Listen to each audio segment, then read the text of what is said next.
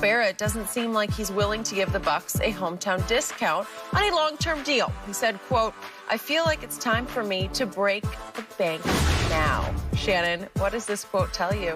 What I've been telling Skip all along. Here's a guy that was an undrafted free agent, Skip, hadn't made a whole lot of money with the exception of last year when he played on that franchise tag, and he says, hey, I'm 28 years of age. This is my best opportunity to go cash in, because you look at, now Skip, he didn't have the outstanding regular season that he had the year before that parlayed that into the franchise tag money. But in the playoffs, somebody's about to throw $100+ million at this young man. And he'd be foolish not to take it. You have a Super Bowl, Skip. And people are like, oh, discount. Millionaires should never give a billionaire discount, because billionaires don't give hundredaires or thousandaires discount. They still charge you the same price when you go to these hotels. If a billionaire owns a hotel or Amazon, man, Skip, they still want that $11 a month, that Amazon Prime membership. Jeff Bezos got all that money. He's still charging me full price. So guess what? If I'm a millionaire and a billionaire, I'm going to tax you. I want full price. Yep. He's one, Skip. He's the most important piece, because he's the guy that can get relentless pressures on the opposite side of JPP. Without him, you can slide protection and probably take care of JPP. Levante David is another one, because they're going to look at the outstanding job. He did an outstanding job. Now, Kelsey finished the game with, what, 10 catches, 133 yards? No, he did a really good job. He did an unbelievable... And he had him a lot. He had him a lot. Yeah. Single coverage. He did. So he had that responsibility. Somebody's going to throw $12, $13, $14 million at this young man, Skip. It's going to be hard to... He's a middle-aged man by pro football standards. Yes. He's on the north of 30. That's really not good for any other position other than quarterback. Yep. So someone's going to throw a boatload of money. Chris Godwin, Skip, he's a third-round draft pick. It's made about $5 million. Somebody's going to throw somewhere between 15 and 18, maybe even $20 million at this young man. Skip, that's generation. Amari got 20. And he ain't got 20, and he ain't been in no Super Bowl. No. Skip, I think the thing is also you have to understand is that these guys are not going to have the luxury, like quarterbacks give discounts. A lot of these quarterbacks, guess where they're going to end up? Doing what you and I do on TV talking. These guys, they don't get that opportunity. You see Tony Romo parlayed here. Tony Romo makes NFL money talking about football. Troy Aikman, you get the Orlovsky, you get all the quarterbacks, they get opportunities that a lot of guys that play other positions are not going to get. And when you're a quarterback, you can parlay that into long-term either business opportunities that a lot of other positions don't get. Another thing, Skip, look, people like Tom Brady. Tom Brady got a wife worth $400 million. These guys don't have wives or girlfriends worth that kind of money. And even if they did, it's not up to them to say, yeah, I'm going to give you a discount. If they choose to, but don't you ask me for it. I told you what Shaq Barrett, don't know him that well, been around him a little bit because he was in Denver. I used to go back to Denver and watch, playoff games, and so I know a little bit, Skip. But when you've never had that kind of money, and this is your opportunity to get what we call, Skip, generational wealth. Yep. Yeah, Skip, you take that opportunity. I'm sure he would love to come back. And if they can come, they can give him $20+ million and bring him back, sure. I tell you another guy that's going to probably leave, Ndamukong Suh. Somebody's going to throw a boatload of money at him, Skip. Somebody's going to give him probably 2 years, $20+ million.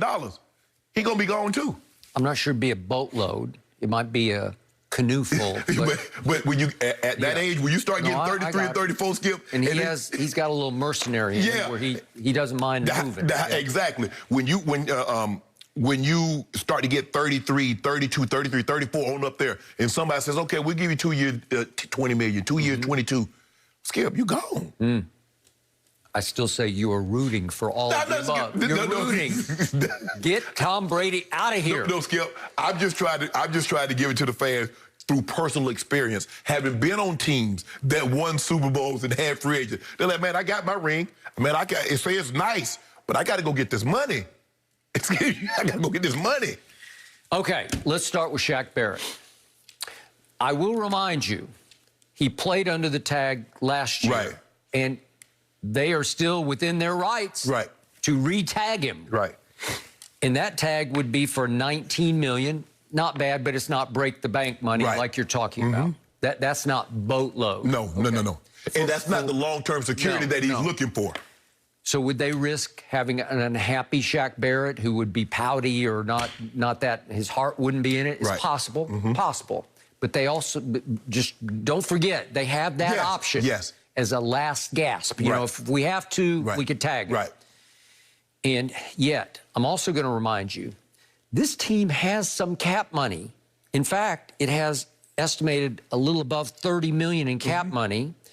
This year's cap's going to be about $180 million total per team. But the leftover cap, the spendable cap money for the Bucs is about 30-ish million.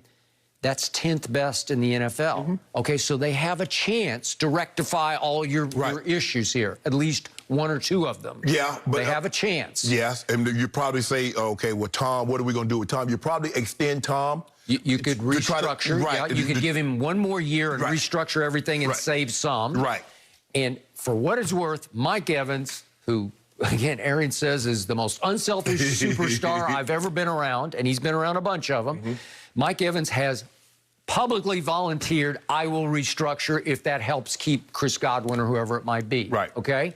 So I believe this team is pretty close. I know it hasn't been together long enough to be close, like dynasty close. Right. But I think there's something brewing there where they all had a whole lot of fun doing what they just did. Well, Skip, you know, Mike Evans and Chris Godwin, they've been together. They've been a tandem for about 3 or 4 years. Yep. So they're a lot closer than, say, some of the other guys. You know, Leonard Fournette, this is his first year. AB, this is his first year. Some of the other guys, Shaq Barrett's only been there 2 years. So he and Godwin, Mike Evans and Godwin, are a lot closer than some of the other guys. But, Skip, there's something that bonds you that once you win a title, whether you just came or you've been there trolling away like Levante David and some of the other guys, you're a band of brothers now. That's an unbreakable bond. Because 10 years, 15, 20 years, when you go back to the reunion, man, we did that. You remember we did that? Yep. And by the way, they're all guaranteeing that they're going to win a second one. We'll see. But I like their chances. I give them a shot, a good shot. If you win 2 together, you're really a band of brothers. And if you somehow manage to pull off the near impossible and win first ever 3 in a row, you want to talk about band of brothers? You want to talk about historical achievement? That ain't happening, Skip. Okay, all right. You can say that, but trust me, right now, Tom Brady's thinking about 3. I mean, what do you think? You don't think Patrick Mahomes thought they were going to repeat? I mean, I mean, with injury, the injury factor is so great. I mean, I don't know. Maybe it's because it gets covered every day, Skip, and we see it all the time. But it didn't seem like we had the kind of injuries in the NFL that I played in like they do now, especially with the big name guys. Yep. Well, you could make that case. All right. Now let's go to the biggest name guy. It's so ironic because to me, Tom Brady is still a little underestimated and underappreciated. And in this case, I think you're underestimating what a free agent magnet he is about to be, because people look around and say, look what he just did. He said, I want Gronk. Will you come on that? Yeah, I'll come out of retirement. Wait a second. I want Antonio Brown. Hey, little buddy, come on down, Skip, right? I mean, there are only a handful of teams that was going to be able to do it. So he'll get AB will be easy to get back. Okay, I got it. Leonard Fournette. He calls him Playoff Lenny now. Yeah. Okay, come on down, because I believe he'll be easy to resign. Top, what was he, the 5th pick in the draft? I mean, he's got huge talent that had not quite been realized in Jacksonville. They dumped him, okay? And LaShawn McCoy, for what it's worth, he didn't contribute all that much, but he's I think a 4-time Pro Bowler. And he said, LaShawn, you want to come?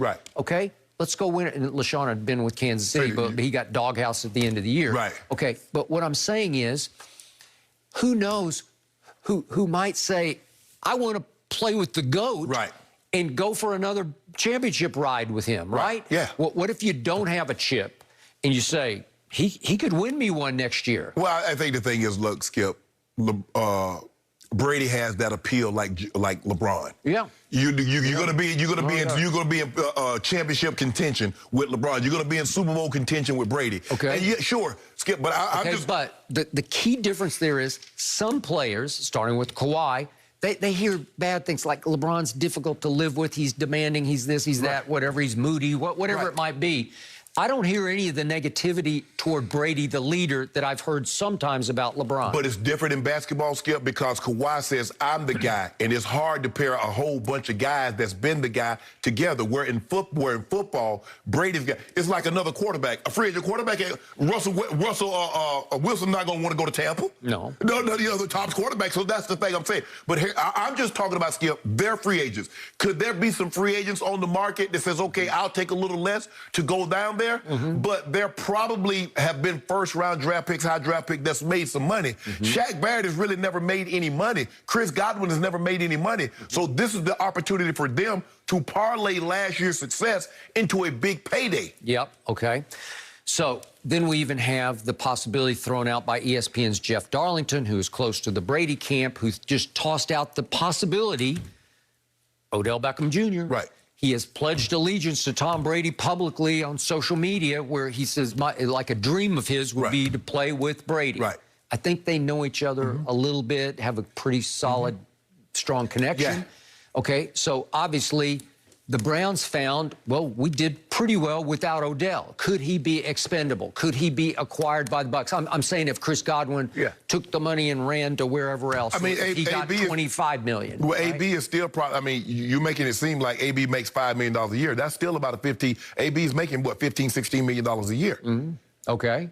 So, but my point is, if you need to fill the Godwin hole and you thought Odell could fill it, now, if you kept AB at a nominal rate... Oh, you're going to be nominal. Okay. What's that? It's going to be nominal. It's going to be nominal. But my point is, there's only one man in the world who could pull off trying to keep AB and Odell happy in the same locker room, and that's Thomas Edward Patrick Brady Jr. Well, the happiness is winning. Yeah. Because the likelihood of you going out there catching 100 passes with all that is not going to be very, very good.